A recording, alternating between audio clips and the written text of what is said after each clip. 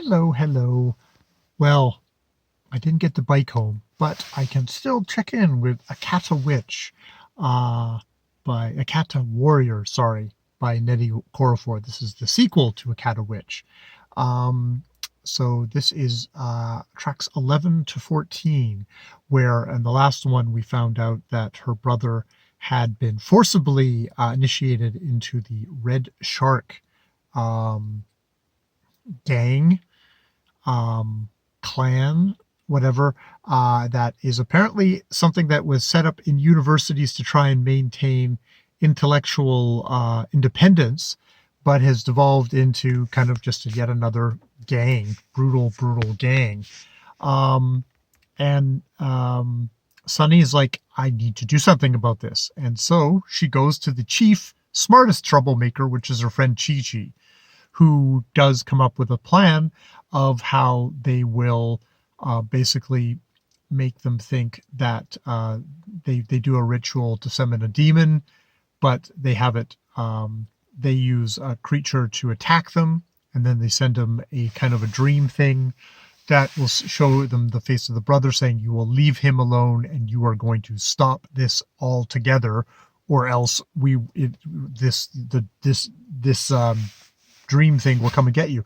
And this has the benefit of actually being something where they're not showing themselves as leopards, and they can probably get away with it. And indeed, when they get caught later, they said, "Yeah, you would have gotten away with it, especially since it was going after your brother this way." Um, but Sunny is so pissed that she stops time and goes up to the head guy of this thing, who she says, you're like a black hat in the making. You're a killer of young people and all this stuff. And she shows herself to him and says, if you ever do anything like this again, I will murder all of your family, and then I will murder you. And because she does this, she immediately gets picked up by the kind of leopard high council people. A black car pulls up, and she gets taken to um, her person, who I'm just going Peaches and Cream again. I can't remember what her name is. Peaches and Cream. We'll call her. We'll call her. We'll call her.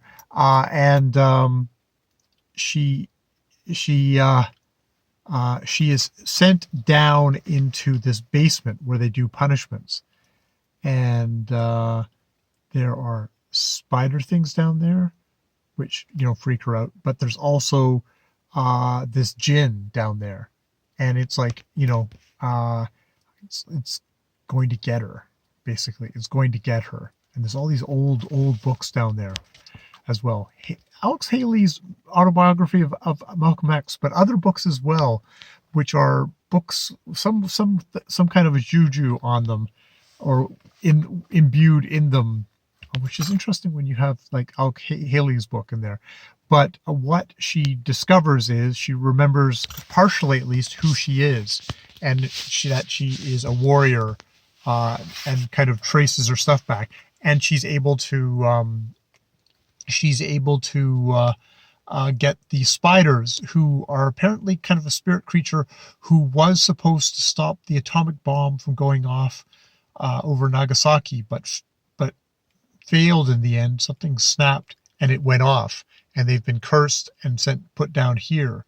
And she's able to get them to help her, because she's like, look, I'm seeing that, but on a worldwide scale, and you will help me, and to stop that, and that will be even more impressive than what you've done. And and yeah. So they do help her. They consume the djinn, and she is able to get out. She meets her friends, sees her friends again. They kind of like, we're so happy to see you. And she's a bit of a hero, because she's gone through 3 days down in this feared basement, and emerged alive and unharmed. And she goes home, and her father's like, they're actually relieved to see her, but he's also just like a really angry dude.